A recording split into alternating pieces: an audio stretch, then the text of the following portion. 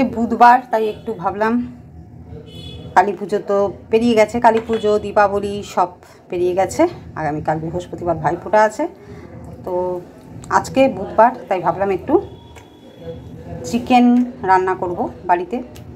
তো অল্প করে একটু চিকেন আনিয়েছি, এটা আমি ম্যারিনেট করে নিয়েছি, জিরে গুঁড়ো, ধনে গুঁড়ো, লঙ্কা গুঁড়ো, তেল, নুন, হলুদ, এই আর কি নর্মালি। আর এখানে আদা রসুনটা পেস্ট করে রেখেছি, এখানে পেঁয়াজটা কুচিয়ে রেখেছি। আগে কড়াই তেল দিয়েছি, অল্প একটু সাদা তেল দিয়েছি, এখানে কিন্তু সর্ষের তেল দিয়েছি। চিকেন কারি বানাবো, কষা নয়, কারি। তো দেখো এখানে 6 পিস আলু কেটে নিয়েছি, এক বেলার মতন। আলুগুলো আগে একটু ভেজে নেব।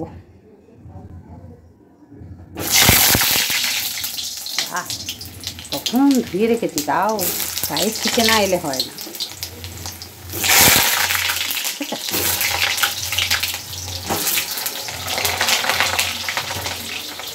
এতে দেবো একটু নুন আর হলুদ। দেখো নুন আর হলুদ দিয়ে দিয়েছি, আলুগুলো একটু ভেজে নেবো। তো গায়ে ছিটে আসছে, মশলা পাড়িয়ে দিই। আলুটা সেদ্ধ করবো, ভাজবো।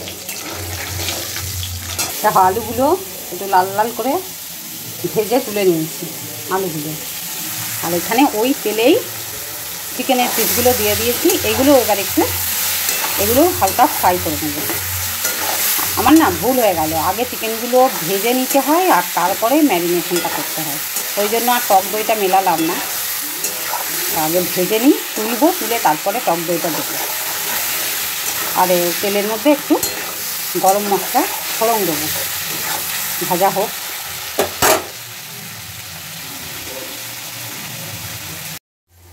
চিকেনগুলো ভাজা হয়ে গেছে, চিকেনগুলো তুলে নিয়েছি।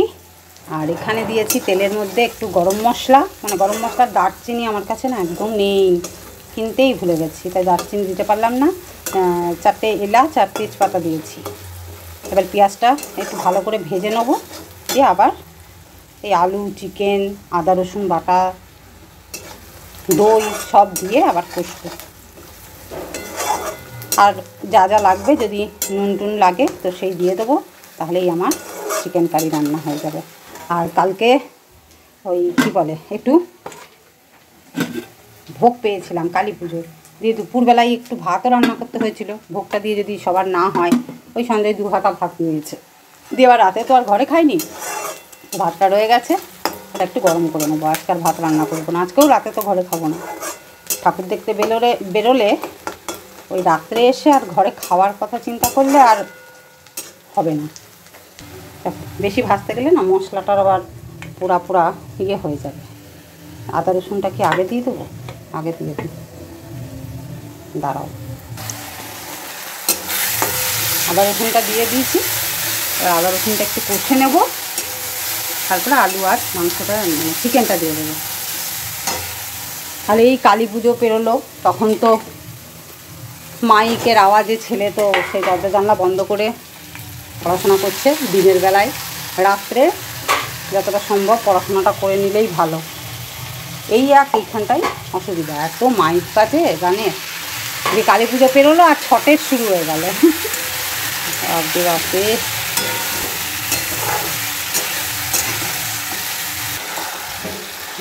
দইটা ভালো করে ফেটিয়ে নিয়ে দিয়েছি। হ্যাঁ, যে আঁচটা কমিয়ে এবার করছে। আলুতে ভাজার সময় সামান্য নুন দিয়েছি, চিকেন ম্যারিনেশনের সময় নুন দিয়েছি, আর কিন্তু আমি এখানে নুন দিয়েছি।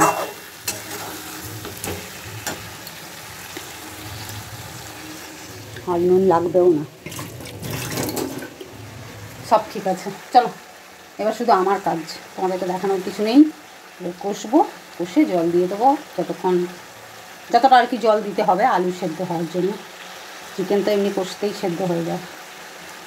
চলো একদম ফাইনাল লুক দেখাবো। তো এই দেখো আমার চিকেনের ফাইনাল লুক। এখন শুধুমাত্র গরম মশলা দেওয়ার পালা। গরম মশলা দিয়ে ঢাকা দিয়ে রেখে দেবো। তোটা ঠিক আছে। শাহি গরম মশলা ছাড়া চিকেন রান্না একদম ভালো লাগে না। তো দেখো আমার চিকেন কারির ফাইনাল লুক কেমন হয়েছে কমেন্ট করে জানাবে। আজকেও ঠাকুর দেখতে বেরোবো। তো চলো, আর এইটাই রান্না করেছি, শুধু চিকেন আর ভাত আর টক দই খেলে নিয়ে নেবো, ব্যাস, আর বেশি কিছু লাগবে না। কি সুন্দর তেলটা ছেড়েছে।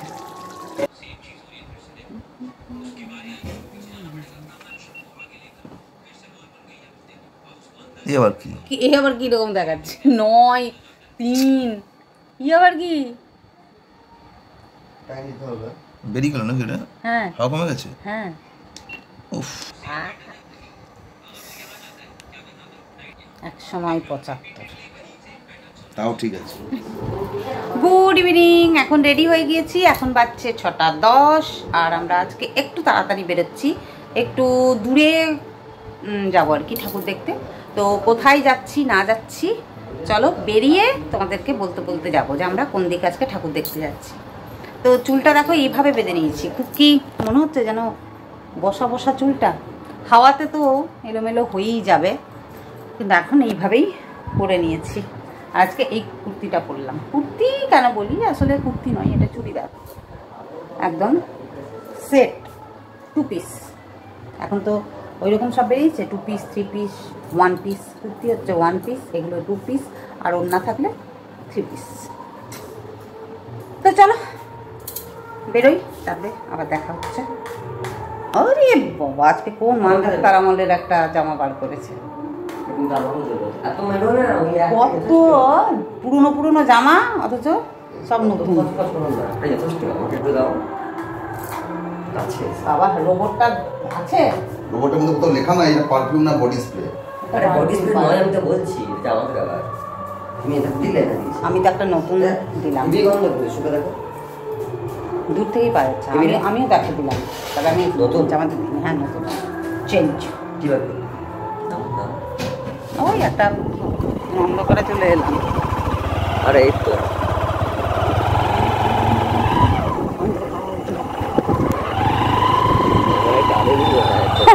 কোন রাস্তা কিছু দেখা যাচ্ছে না, সব অন্ধকার, সব রাস্তা এক টাইপের।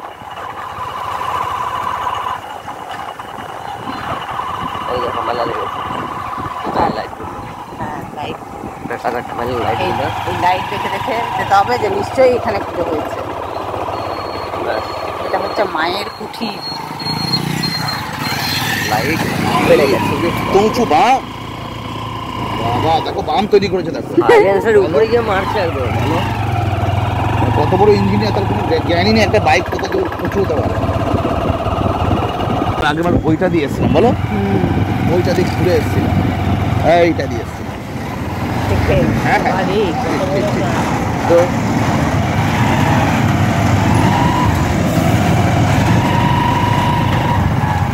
এইটা কিন্তু নয়, আরো ভিতরে এইটা না। তো? হ্যাঁ এটা তো সামনেরটা। এটা সামনেরটা, ভিতরে যাও।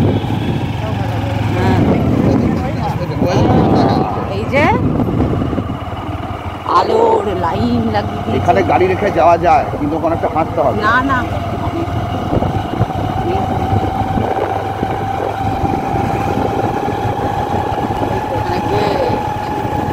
হ্যাঁ এই যে গেট,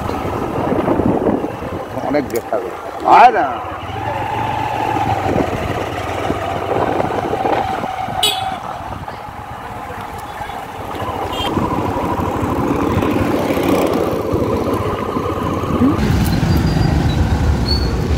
এই জায়গাটাই আমরা এসেছি। এখানে এটা হচ্ছে ছোট দীঘারি। কত বছর এসেছিলাম, শীষমহল বানিয়েছিল, এবছর দেখি কি বানিয়েছে।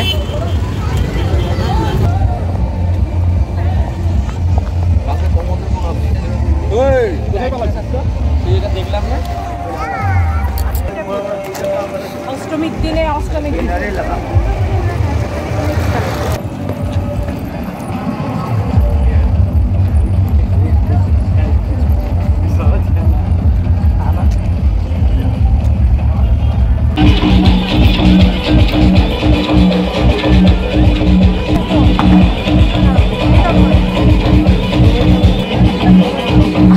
ভালো করেছি রে।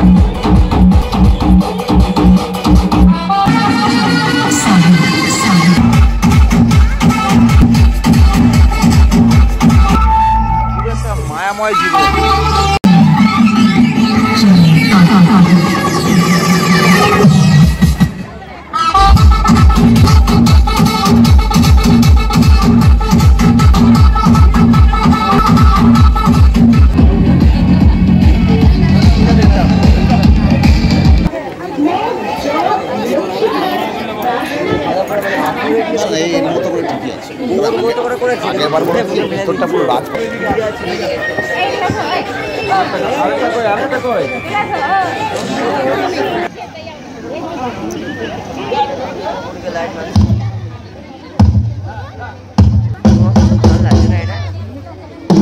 এটা আবার নড়ছে। হ্যাঁ হ্যাঁ ঘুরছে ব্রহ্মা। সবারই কিন্তু সবারই নড়ছে, ওরও নড়ছে এরও নড়ছে, সবারই মুখ নড়ছে। হ্যাঁ সবই একটা। এটা ব্রহ্মা করেছে, এটা বিষ্ণু, আর ওটা মহেশ্বর। কোনটা? ওই তো মহেশ্বর। এই লাইটিংটাকে দাঁড় করাতে দেখো ছোট ব্রহ্মা বিষ্ণু মহেশ্বর। হ্যাঁ না সত্যি লাইটিংটা অনেক খরচা করেছে। আর এটা হচ্ছে ইয়ে পেঁচা মনে হয় নাকি? ইনফ্লুয়েন্স হয়েছে। এটা মনে হয় পেঁচা করেছে। হ্যাঁ এটা কি পেঁচা করেছে নাকি? হ্যাঁ পেঁচা না, ঈগল, গরুর। হ্যাঁ পেঁচা এত বড় পেঁচা হয়। লক্ষ্মীর পেঁচা বড়ই তো হবে। ঈগল লাইটিং এ খুব অনেক খরচ করেছে। লাইটিং দেখার মতো সত্যি, লাইটিং অনেক খরচ। মাছগুলো তো মুখ করছে। আরে এখন তো আবার হলুদ আমার হলুদ।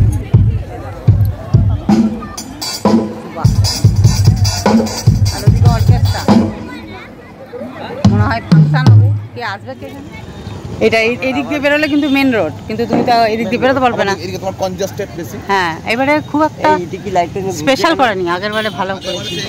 তো পুরো দুর্গাপুজোর প্যান্ডেল। হ্যাঁ এটা একটা দুর্গাপুজোর প্যান্ডেল, কিন্তু ওই ইউনাইটেড ক্লাব দেখো মোটামুটি সিম্পলের মধ্যে ওখানে প্রোগ্রাম হচ্ছে।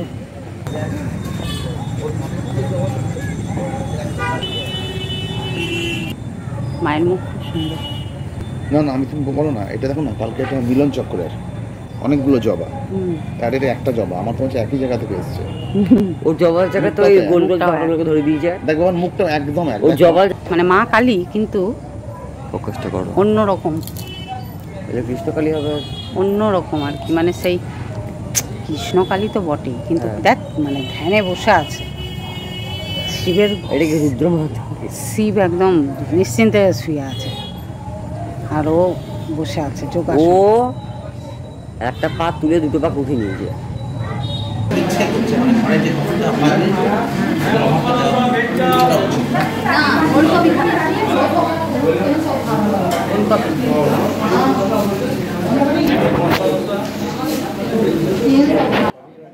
আজ আমরা এসেছি আর একটা রেস্টুরেন্টে। মানে এখন আমাদের হচ্ছে নতুন নতুন রেস্টুরেন্ট খুঁজে বেড়াচ্ছি একটু বসে, অথচ মানে বাজেট ফ্রেন্ডলি হবে সেরকম রেস্টুরেন্ট। বিশাল হাইফাই হবে না, অথচ সুন্দর কমফোর্টেবল ভালো খাবার পাবো। হ্যাঁ সেই ধরনের রেস্টুরেন্ট। এটা তো বাটা আলু দেখো আগে কি হতে পারে। না না আলু স্যালাডটা দিয়েছে ওই রকম ভেজিটেবল স্যালাড। হ্যাঁ খাচ্ছি।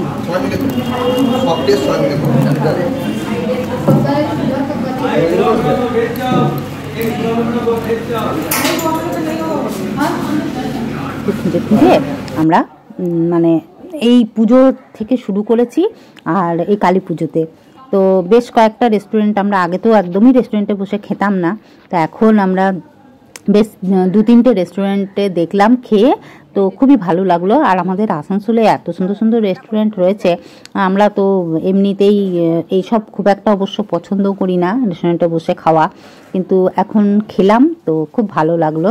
আর ছেলের জন্যই আমাদেরকে আরও দিতে হলো, যে বলছে যে তোমরা কেন এত রেস্টুরেন্টকে খোঁজ করো না, হ্যান না ত্যান না অনেক কিছু। তো যাই হোক ওর জন্য অনেক কিছুই করতে হলো। ভাবলাম যে ঠিক আছে যখন খাবোই বাইরে, তো রাস্তার ধারে কেন খাবো, তার থেকে রেস্টুরেন্টে খাই। তো আমরা একটা ছোলা বাটোরা, একটা ধোসা, আর ছেলে অর্ডার দিয়েছিল স্যান্ডউইচ। তো 3 রকম খাবার নিয়েছিলাম, যাতে একরকম খাবার খেতে খেতে মুখটা মানে না হয়ে যায় আর কি। বেশ সবাই মিলেই সবটা ভাগ করে খাবো। কিন্তু ছেলে অর্ডার দিতে এত দেরি করলো যে ওর খাবারটা আমাদের খাবার শেষ হওয়ার পরে এসেছে। এবার ওকে যথারীতি ওই স্যান্ডউইচটা পুরো, তারপর আবার চিজ স্যান্ডউইচ অর্ডার দিয়েছিল, তো ওকে একাই খেতে হয়েছে। আর মুখটা পুরো মানে মরে যাচ্ছিল আর কি, একদম এক খাবার একভাবে খেতে তো আর ভালো লাগে না। তো দেখো খাবার কোয়ালিটি খুব সুন্দর ছিল, একটু কস্টলি ছিল কিন্তু খাবারের কোয়ালিটি খুব সুন্দর ছিল। খুব ভালো লাগলো আমাদের এই রেস্টুরেন্টে খেয়ে।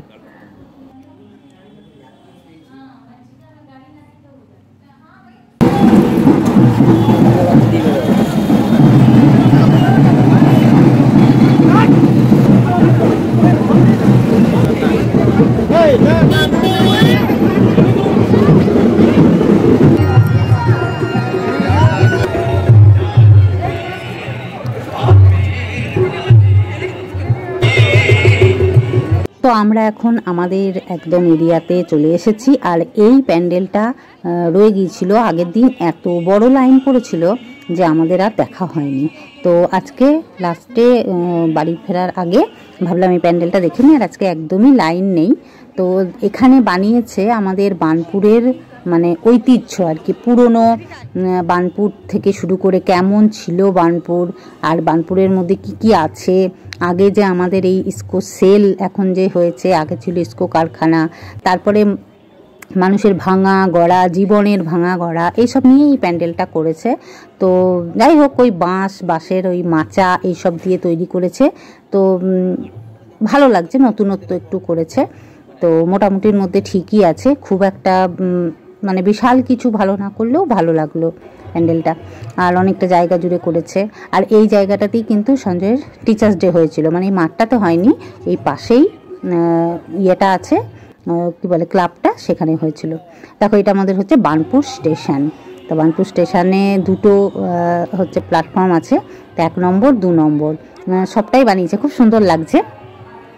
তো তোমাদের কেমন লাগলো আজকে আমাদের এই পুজো প্যান্ডেল যা যা দেখালাম, অবশ্যই কমেন্ট করে জানাবে। ভিডিওটা এখানেই শেষ করছি।